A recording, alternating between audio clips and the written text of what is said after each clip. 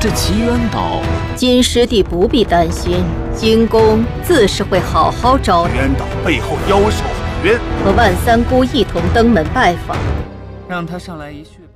Halo semuanya, selamat datang kembali. Apa kabar kalian semua? Semoga baik-baik saja. Pada video kali ini kita akan membahas lanjutan dari sebuah film animasi yang berjudul Journey to Immortality Season 3. Baiklah, daripada kalian semua penasaran, mari kita mulai saja pembahasan lanjutan untuk episode kali ini. Tanpa berbasa-basi lagi, langsung saja kita mulai videonya.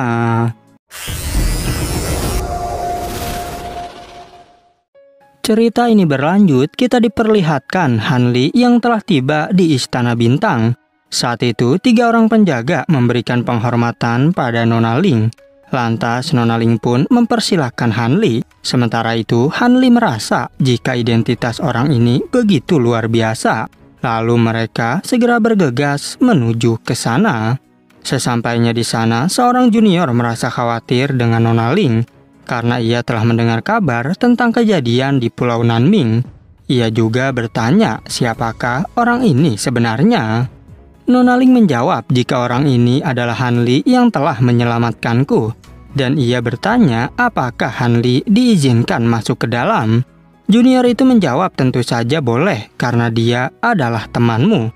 Kemudian junior itu bertanya tentang kondisi dari Nona Ling. Nona Ling menjawab bahwa ini hanyalah luka kecil dan diriku baik-baik saja. Namun junior itu tetap memberikan obat kepadanya, sehingga Nona Ling pun harus menerima obat tersebut. 南明岛的消息，这要带人去接应你了，林师弟，你没事吧？多亏这位韩道友出手相助，此前我被2名逆星盟修士追杀。灵丹，你快些服下，免得伤了元气啊！ Nona Ling memberitahu jika aku perlu melaporkan masalah Pulau Nanming lebih dulu. Oleh karena itu, ia meminta agar dirinya mau mengantarkan Han Li ke kota. Junior itu menjawab dengan semangat jika itu tidak masalah. Tetapi Han Li menyadari bahwa orang ini terlihat sedang bimbang. Nona Ling meminta maaf karena harus pergi meninggalkan Han Li. Dan ia juga berterima kasih atas bantuan sebelumnya. Han Li menjawab bahwa Anda tak perlu terlalu formal. Lagi pula, masalah Pulau Nanming jauh lebih penting. Kemudian, Nona Ling memberikan token kepada Han Li untuk menghubunginya. Yang hal itu tentu membuat junior tadi merasa cemburu. Lalu, Nona Ling pun segera pergi dari sana. Setelah itu, junior tersebut dengan kesal mengajak Han Li untuk mengikutinya. Sehingga mereka berdua langsung masuk menuju ke dalam kota. 帮我送韩道友进城吧，我还要先去宫内回禀南明岛之事。放心，没问题。等空闲下来再寻领导友喝茶。此次承蒙道友施以援手，那韩道友可要记得。 Kemudian Han Li mendapatkan sebuah token cincin sebagai bukti berpihak pada Istana Bintang. Han Li menjelaskan, jika sebelumnya aku telah membantu Nona Ling melawan kultivator aliansi anti bintang. Namun tetap saja pria itu bilang jika hal ini berbeda dengan sebelumnya. Oleh karena itu Han Li harus membunuh setidaknya 1 orang dari pihak musuh di ranah yang sama. Dan jika berhasil mengalahkan banyak musuh, maka kau akan mendapatkan hadiah yang banyak juga. Han Li terpaksa harus menyetujui hal tersebut. Sehingga ia pun dipersilakan untuk pergi oleh pria itu. Namun pria itu berkata jika kultivator sepertimu terlihat cukup pintar. Oleh karenanya jangan sampai kau membuat masalah di kota ini. 这必须得先证明你的立场才可以。信物可以在城内活动不受影响，当然了，你得有命令才行。这还不算立场？当然不算，些不该惹的人。你虽是散修。 Han Li yang teringat kejadian barusan menjadi sangat kesal. Apalagi ia disuruh untuk mempertaruhkan nyawanya demi Istana Bintang. Sehingga ia pun harus mencari cara lain untuk melarikan diri. Apalagi periuk Sutian kini berada pada dirinya. Han Li merasa khawatir dengan 2 orang tetua di Istana Bintang. Karena jika mereka sampai tahu dirinya tak akan bisa lari meskipun menggunakan sayap. Ia juga menyadari jika sepertinya orang ini adalah keponakan dari beberapa petinggi di Istana Bintang. Setelah itu, Hanli teringat tentang kebersamaannya dengan Kuhun. Kemudian ia menyimpan semua tumbuhan dan juga peralatannya serta serangga emas. Lalu dirinya juga teringat dengan seorang pedagang dan Xiaolong, yang rupanya saat itu Xiaolong telah tumbuh menjadi remaja. Hanli merasa sedih karena akhirnya harus meninggalkan tempat ini. Sambil menyimpan formasi, dirinya mengatakan, jika aku tidak tahu apakah diriku bisa kembali lagi. Kemudian ia bergegas pergi dari tempat tersebut. 此人身份看起来不低，竟这徐天鼎在我身上。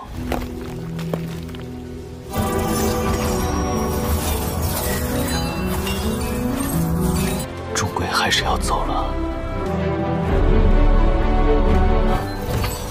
现在还不是停下来。 Setelah itu, tibalah Hanli di depan susunan teleportasi menuju laut luar. Ia meminta izin untuk menggunakan susunan teleportasi. Namun, seorang penjaga tidak bisa mengizinkannya, sebab Hanli belum mengalahkan musuh dari Istana Bintang. Hanli dengan terpaksa harus mencari cara lain. Dan ketika ia sedang berjalan, dirinya melihat ada beberapa kultivator yang sedang bertransaksi. Yang rupanya seorang pria sengaja menaikkan harganya bagi mereka yang mau menggunakan susunan teleportasi. Para kultivator itu terpaksa harus membayar dengan harga yang tinggi karena mereka ingin menghindari pertempuran besar. Sedangkan pria tadi menyuruh mereka untuk datang lagi keesokan harinya karena dirinya harus mempersiapkan beberapa hal lebih dulu. 换作是你，每天被问个几十遍。 竟然做得如此惟妙惟肖，看来得另寻个法子了。这门道可是我好不容易才学到的。每人13克，便回到此地。 Scene berpindah, terlihat tetua Istana Bintang yang melaporkan pada Jin Kui tentang identitas dari orang yang telah mengambil periuk Sutian. Dan rupanya orang itu adalah Hanli yang berasal dari sekte Miaoyin. Ranahnya sendiri berada di core formasi tahap awal. Ia pernah menjadi murid dari tetua Jin dan saat ini tinggal di kota Tianxing di lantai 39. Jin Kui terkejut karena Hanli mampu bertahan dari serangannya. Oleh karena itu, orang ini tak bisa diremehkan begitu saja. Namun, tetua tadi memberitahu jika Kuhun yang merupakan temannya Hanli kini sudah menghilang. 发动虚天鼎之人的讯息已经查到。 大长老，能接你一击而不死，现居天星城39层，这实力要是写低了。 Identitas Hanli adalah murid dari tetua Jin, dan ia juga merupakan teman dari Nona Ziling, ketua sekte Miaoyin, dan juga pernah bersahabat dengan Jin King. Jin Kui terkejut karena Hanli pernah berteman dengan Jin King. Sehingga ia merasa bahwa diriku telah salah menilainya saat itu. Lalu tetua tadi menjelaskan jika aku telah mengirim orang untuk menyelidikinya. Namun ternyata tempat tinggalnya sudah tak berpenghuni, sehingga jika dia tidak mati maka dirinya pasti sudah melarikan diri. Jin Kui segera menyuruhnya untuk memasang wajah Hanli di seluruh penjuru kota dan tak perlu menjelaskan tentang alasannya. Kemudian, jika Hanli muncul lagi di kota Tianxing, maka kau harus segera melapor kepadaku. 查探，此人洞府禁制紧闭。看来当时错怪了。若是此人再度出现在天星城，便是跑了。也罢。是，大长老。 Setelah itu, terlihat pria sebelumnya yang sedang melapor pada seorang tetua, dan ia memberikan batu roh yang telah didapatkannya. Tetua itu sangat senang dan langsung mengambil batu tersebut. Namun tetua itu bertanya, bukankah hanya 4 orang yang disepakati untuk berangkat? Rupanya orang ini adalah Hanli yang juga ingin pergi menggunakan susunan teleportasi. Bahkan Hanli siap membayar 2 kali lipat asalkan diizinkan olehnya. Pria tadi menjelaskan jika aku belum pernah melihat orang ini sebelumnya. Tetua itu mengatakan jika susunan teleportasi ini hanya bisa memindahkan 4 orang dalam satu waktu, sehingga ia tak mau untuk mengirim Hanli secara khusus seorang diri. Hanli menjawab jika aku tidak ingin merepotkanmu. Oleh karena itu, ia pun bertanya pada mereka, siapakah yang mau menukarkan tempatnya kepadaku? Karena diriku akan memberikan 2 inti binatang spiritual tingkat 5. 下远出双倍的费用。不是说好4人吗？老夫可承担不起呀。请护法明鉴。 5级妖丹作为报酬，愿将传送的名额借取某一用。 Pria tadi berkata, jika kau sudah datang tanpa diundang, lagi pula tak mungkin bisa menyuapku hanya dengan 2 inti binatang spiritual. Namun Hanli menjawab menggunakan transmisi suara, dan ia mengingatkan, jika aku sudah tahu kalau dirimu telah menaikkan biaya teleportasi sebelumnya. Pria itu menjadi kesal karena Hanli sudah mengancamnya. Apalagi Hanli bilang jika aku juga bisa membuat kesepakatan dengan tetua tersebut. Sehingga dengan terpaksa pria itu harus menerima pertukarannya. Tetua itu mengingatkan, sekalipun kau telah sepakat, tapi aku tak mengizinkanmu pergi dari sini. Oleh karena itu, Hanli pun segera memberikan hadiah kepadanya. Yang tentu saja tetua itu kini mempersilakan Hanli dengan senang hati. 说谎与这位护法大人一对便是。些瞧不起人了吧？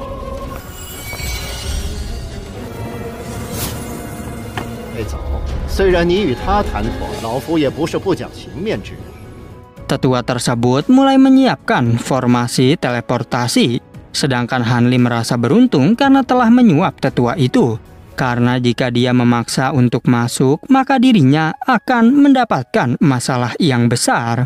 Dengan cepat, mereka semua mulai diteleportasi. Tapi tiba-tiba, kucing milik tetua itu menjadi ketakutan. Bahkan tetua itu juga gemetaran karena menyadari kekuatan asli dari Hanli. Sedangkan Hanli memberikan isyarat agar dirinya jangan memberitahu siapapun.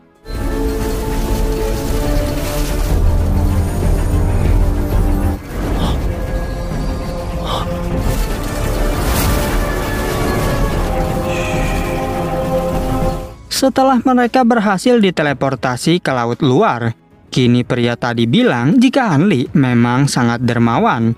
Sehingga ia akan membawa kultivator lain yang akan memberikan hadiah lagi untuk tetua itu. Tanpa diduga, tetua tersebut justru malah memarahinya. Dan ia bertanya, apakah besok kau mau membawa seorang Naskensol lagi? Yang tentu saja pria itu sangat terkejut, karena ternyata Hanli merupakan seorang di ranah Naskensol. Ia bertanya, dari manakah Anda bisa mengetahuinya? Tetua itu menjawab bahwa Hanli memiliki kekuatan yang sangat luar biasa. Bahkan kucing spiritualku saja sampai dibuat ketakutan olehnya. Padahal kucing ini hanya akan takut jika bertemu dengan para tetua tinggi dari Istana Bintang. 还有几位好友，也愿重礼，也不枉前辈辛苦一回。前辈何出此言呢？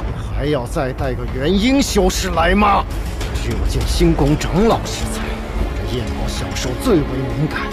Ia menjadi sangat kesal karena jika Hanli marah, diriku dapat dibunuh dengan mudah olehnya.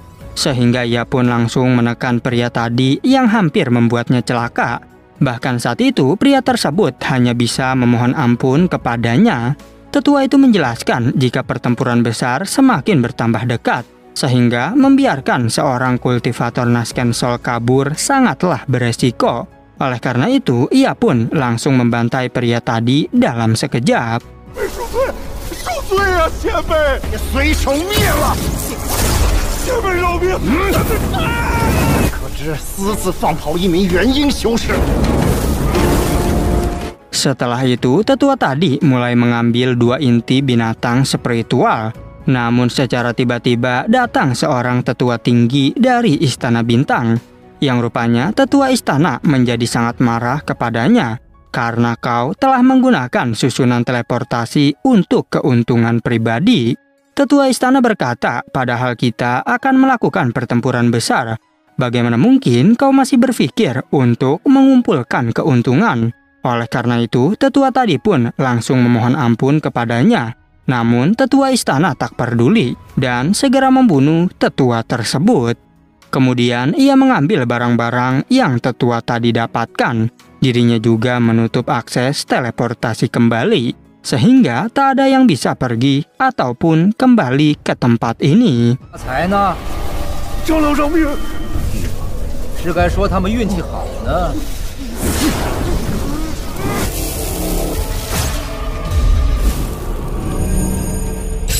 Dan pada akhirnya film pun bersambung. Tapi mari kita saksikan cuplikan untuk episode berikutnya. Pada episode berikutnya kita akan diperlihatkan Tetua Agung Jin Kui yang menyiapkan beberapa formasi.